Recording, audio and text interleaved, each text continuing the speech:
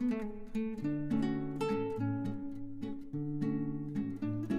Morning everyone, আমি সৌমি আর আমার চ্যানেলের আরও একটি নতুন ব্লগে আপনাদের সবাইকে স্বাগত।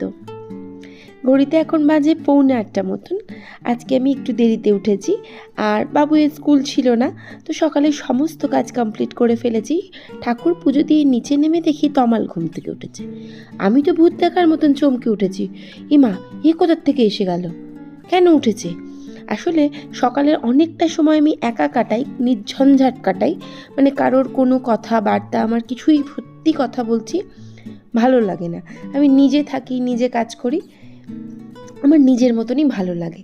কেউ এসে বকতে শুরু করলে সকালবেলা আমার মোটেই পছন্দ হয় না। আমি মনে মনে ভাবি, ঘুমা, তোদের সকাল দেখতে হবে না ভাই, তোরা আমাকে শান্তি দে আর ঘুমা, মানে বিরক্ত করিস না। আর তাছাড়া বাবুও রাত পর্যন্ত পড়ে, এটাই অ্যাকচুয়ালি আমার অভ্যাস হয়ে গেছে বহুদিন ধরে।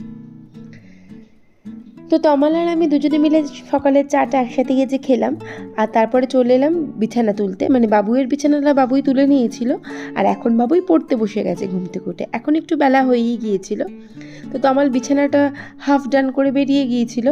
আমি ভাবলাম তাহলে আমাকে তো করতেই হবে, তো আগে আমি এই কাজটা করে নিই, তারপরে দেখি কি রান্না করব বা কি ব্রেকফাস্টের জোগাড় করব। তো আজকে না, ঘুম থেকে ওঠার সাথে সাথেই আমি ভেবে নিয়েছিলাম রান্নাঘরে আজকে বেশিক্ষণ সময় কাটাবো না, যতটা সম্ভব তাড়াতাড়ি কাজ করে ফেলবো। আর ব্রেকফাস্টে তেমন কোনো হ্যাপা হাঙ্গামা রাখবো না। আর তার থেকেও একটা বড় কারণ হচ্ছে হ্যাপা হাঙ্গামা না রাখার, ফ্রিজের মধ্যে বেশ কিছু পাউরুটি আছে, আজ 2 দিন হয়ে গেছে। কিন্তু পাউরুটি তো বেশি দিন থাকলে সমস্যা, নষ্ট হয়ে যাবে। তো সেই জন্য ভাবলাম আজ শুধু পাউরুটি দিয়ে কিছু একটা করব, বিশেষ কিছু না, ব্রেড বাটার টোস্ট, আর কিছু না বলতে দুধ আর ডিম বাবুইকে দেব। আমি যদিও বা এর মধ্যে একটাও খাবো না, আমি খাবো ডালিয়া, কালকে যে ডালিয়া করে রেখেছিলাম সেই ডালিয়াটা। কারণ পাউরুটি খেলে যদি আমার পেটে ব্যথা করে, আর আমার ওটাই টেনশন হয়। বাবুয়ের করবে না আমি জানি, কারণ ওর একটা অভ্যাস আছে। আর ওর বাজে জিনিস, মানে কোনো জিনিস খেয়ে যে পেটে ব্যথা হয় সেটা হচ্ছে একমাত্র গুঁড়ো দুধ। এটা খেলে যদি পেটে ব্যথা হতে পারে, মানে আমি কনফিডেন্ট এটা হবেই ওর। আদার্স কিছুতেও হতে পারে, তবে পাউরুটিতে আজ পর্যন্ত কখনো হয়নি। যাই হোক, বাবুইকে আমি খাবার দাবার রেডি করে দেবো, তবে তার আগে আমি এই ঘরে সব মাটিতে যে জিনিসপত্রগুলো পড়েছিল সেগুলো তুলে দিলাম, আর নিজের চুলটা একটুখানি ঠিকঠাক করে নিচ্ছিলাম। আর তারপরে চাবিটা ছুঁড়েছে, শটাং গিয়ে লেগেছে আয়নায়, নিজেই ভয় পেয়ে গেছি। এরপরে এই জামা কাপড়গুলো কিছু ভেজাতে হবে সাবান জলে, যেগুলো আমি সকালে কাচিনি, বেলায় কাচবো, বা তমালও কেচে দিতে পারে। বেশিরভাগ ক্ষেত্রে তমালই কেচে দেয়। তো যাই হোক, আমিও কাচতে পারি বা তমালও কাচতে পারে সমস্ত কাজকর্মের শেষে। তো এরপর আমি রান্নাঘরে চলে এলাম। তো রান্নাঘরের কাজগুলো না, মানে যাতে সহজ হয় সেই জন্য আমাদের কিছু পন্থা আমরা অবলম্বন করতেই পারি। এই যেমন এখন আমি, যাতে আমার তাড়াতাড়ি কাজ হয়ে যায়, আমি আজ ব্রেকফাস্টের কোনো ঝামেলাই রাখলাম না, এইভাবে মানে ব্রেকফাস্টটা করে ফেললাম। তো সেই রকম কিছু টিপস আমরা ফলো করতে পারি। যেমন আমাদের দিনের অনেকটা সময় এই রান্নাঘরেই কাটে, আমাদের হোম মেকার বলুন বা আমরা হাউসওয়াইফ, তাই রান্নাঘরের কাজকে আমরা কোনোভাবে অবহেলা করতে পারবো না, বা করা উচিতও নয়। তাই আমরা চেষ্টা করব কিভাবে রান্নাঘরের কাজকে আমরা তাড়াতাড়ি করতে পারি। তাহলে চলুন কিছু প্রয়োজনীয় টিপস আপনাদের সাথে আমি একটু শেয়ার করি। আমরা যারা মায়েরা আছি তারা কিন্তু জানি বাচ্চাদের স্কুলের টিফিন দেওয়া কতটা ঝামেলার, মানে তাদের আজকে এটা পছন্দ তো কালকে সেটা পছন্দ নয়। তাই আমরা চেষ্টা করব ভ্যারাইটি কিছু করে দেওয়ার। ধরুন আজকে আমরা যদি মনে করি পরোটা বা লুচি করে দেবো, তাহলে আমরা চেষ্টা করব আটাটা বা ময়দাটা না আগের দিন রাতে মেখে ফ্রিজে রেখে দেওয়ার।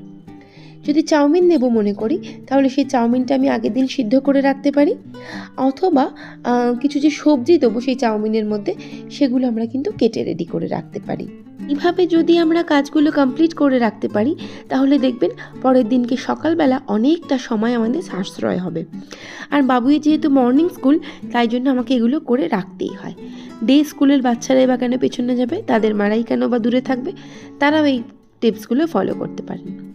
আরও একটা কাজ আমরা করতে পারি, আমাদের রান্নার কাজে প্রতিনিয়ত কোনো না কোনো, মানে যে কোনো রান্নাতে আমাদের আদা রসুন বাটা লাগে। তাই আমরা রোজ রোজ আদা রসুন বাটবো, এটা না সম্ভব নয়, তা সে মিক্সিতেই হোক বা শিলপাটাতেই হোক। তাই আমরা করতে পারি অনেকটা আদা রসুন একসাথে আমরা বেটে ফ্রিজে কিন্তু স্টোর করতে পারি। এটা অনেক দিন পর্যন্ত যায়। এতে যদি আমরা তেল দিয়ে রেখে দিই বেশ অনেক দিন পর্যন্ত আমরা ব্যবহার করতে পারবো। এতে কিন্তু রান্নাঘরের কাজ অনেকটাই সহজ হয়ে আসবে। আরেকটা কথা হতে পারে, আমরা কিন্তু বাঙালিরা পোস্ত খেয়েই থাকি। তো আমরা যারা পোস্ত মানে তাড়াহুড়োর মধ্যে যখন পোস্ত আমরা বাটতে যাব, যদি আমরা মিক্সি ইউজ করি তখন দেখবো কারেন্ট নেই, বা অনেক সময় শিলপাটায় বাটতে ভালো লাগে না, যেমন আমার। তো সেক্ষেত্রে আমরা করতে পারি পোস্তটাকে শুকনো খোলায় একটুখানি ভেজে নিয়ে মিহি করে গুঁড়ো করে রাখুন। আর রান্না করার সময় মানে কিছুটা আগে সেটা গরম জল দিয়ে ভিজিয়ে রাখুন, অথবা রান্নার ওপর ডাইরেক্টও দিয়ে দিতে পারেন। এতেও কিন্তু খাবারটার স্বাদে কোনো রকম কোনো রদবদল হয় না। আরও কিছু টিপস আছে, যেমন আমরা যা রান্না করব আমরা তো আগের দিন থেকে ভেবে নিই আমরা কি রান্না করব। তো সেই অনুযায়ী আমরা কিন্তু অবশ্যই করে আনাজগুলো আগের দিন রাতে কেটে সুন্দর করে ফ্রিজে স্টোর করতে পারি। অবশ্যই কিন্তু আলুটা নয়, আমি কখনো আলু কেটে রাখি না। আপনারা যারা কাটেন আমাকে কিন্তু কমেন্ট বক্সে জানাতে পারেন। আরও কিছু টিপস আছে, যেমন আমরা সবাই গরম খাবার খেতে পছন্দ করি। তো এমন পাত্রে খাবার রাখুন যেগুলো ডাইরেক্ট মাইক্রোওয়েভ আভেনে গরম করা যায়, অথবা যাদের ঘরে মাইক্রোওয়েভ আভেন নেই তারা হটপটে রাখুন। এবার আপনারা বলবেন হটপটে খুব বেশিক্ষণ খাবার গরম থাকছে না, তো সেক্ষেত্রে করতে পারেন যে হটপটটায় আপনারা মনে করবেন আমি খাবার রাখবো, তো সেই হটপটটার মধ্যে একদম ফুটন্ত গরম জল ঢেলে দিয়ে 1 মিনিট চাপা দিয়ে আবার সেই জলটা ফেলে দিন, তারপর সাথে সাথে খাবার রেখে ঢাকা দিয়ে দিন। খাবার কিন্তু বহুক্ষণ পর্যন্ত গরম থাকবে। আমরা যেহেতু গৃহিণীরা সবাই চাই রান্নাঘরে যতটা পারি সম্ভব কম সময় কাটানোর, অথচ রান্নাঘরে সময় না দিলেও হবে না। তো সেক্ষেত্রে আমরা এই সমস্ত টিপসগুলো ফলো করে আমাদের জীবনযাত্রা কিন্তু অনেকটা সহজ করতে পারি, একটু বেশি সময় পেতে পারি নিজেকে দেওয়ার জন্য।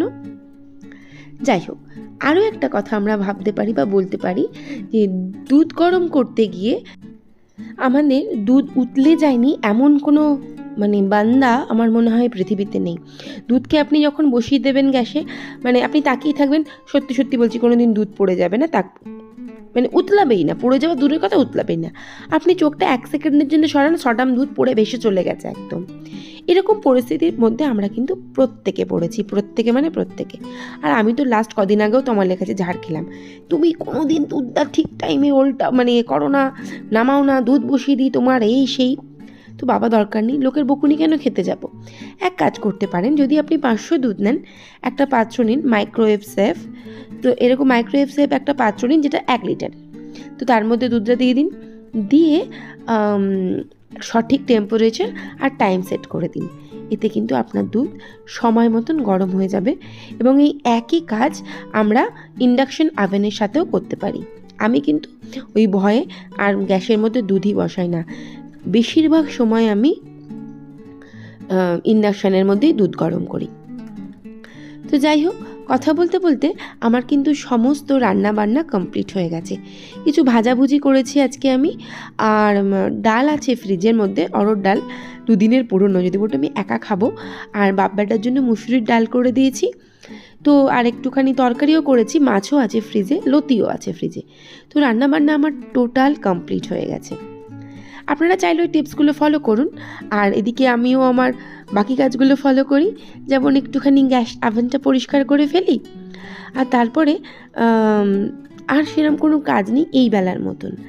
আমি নিজে একটু ফ্রেশ হব, তবে তার আগে খুব ভালো করে গ্যাস আভেন পরিষ্কার করে নেওয়ার পর আমাকে ডাইনিং আর রান্নাঘরটা পরিষ্কার করতে হবে। তো বাবুই এখনও পড়ছিল, ওকে বলবো স্নানে যা, আর তার আগেই আমি নিজে ফ্রেশ হব। তো ঘরদোরটা ঝাড় দিয়ে নিচ্ছিলাম। আর আজকে না আমার ইনডোর প্লান্টগুলোতে জল না দিলেও চলে যাবে, ছাদের গাছগুলোতেও জল না দিলেও চলে যাবে, সেটা পরের কথা। তবে ইনডোরগুলোতেও জল না দিলে চলে যাবে, জল স্প্রে না করলেও চলে যাবে। তো কথা বলতে বলতে ঝাড় টাটগুলোও দিয়ে নিলাম, আর এরপর আমি একটু ফ্রেশ হয়ে নেব। তো এই বলে আমি সোজা চলে গেলাম বাথরুমে ফ্রেশ হতে। বাবুইকে যাবার সময় বলে গেলাম তোর কিন্তু স্নানের সময় হয়ে গিয়েছে। তুই ঝম করে স্নান করার জন্য রেডি হয়ে নে, আমিও কিন্তু ফ্রেশ হয়ে গেছি। তো একটু শান্তিতে বসবো, এবার একটু সবার ভিডিওগুলো দেখবো, আর একটুখানি খাবার খিদে নেই এখন, খেতে খেতে অনেক বেলা। এখন ওই যে বললাম বাবুই তো স্নানেই যায়নি, ওকে সাধ্য সাধনা করব, তারপর তো উনি স্নানে যাবেন, তারপর তো খাওয়া দাওয়া, আর তমাল আসতেও ঢের দেরি। তো আমি একটুখানি নিজে বসে একটু এদিক ওদিক করবো, সবার ফোনে ভিডিওগুলো দেখার চেষ্টা করব, একটু ফোনটা নিয়ে সময় কাটাবো। তো যাই হোক, ব্লগটা আমি আজকে এখানে শেষ করলাম। ভালো লাগলে প্লিজ পাশে থেকে যাবেন, আর ভিডিওটা দেখার জন্য থ্যাংক ইউ সো মাচ।